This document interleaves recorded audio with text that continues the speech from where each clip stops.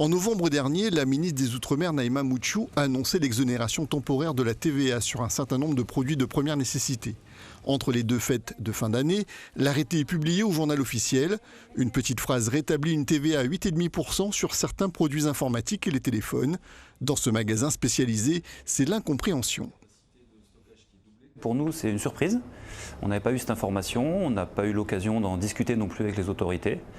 Donc on découvre un petit peu. Les textes ne sont pas encore très clairs. On sait que les smartphones, les iPhones sont concernés, mais le reste des produits informatiques, ce n'est pas encore complètement clair pour nous. Donc pour nous, on va avoir du mal à ne pas répercuter la hausse de cette taxe, puisqu'évidemment, c'est des produits qui sont avec très peu de marge.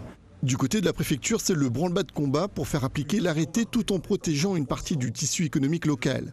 Dans un mail, les services de l'État indiquent que des réunions techniques entre la préfecture et les acteurs économiques vont avoir lieu dans les prochains jours afin d'identifier les éventuels effets de bord de cette mesure.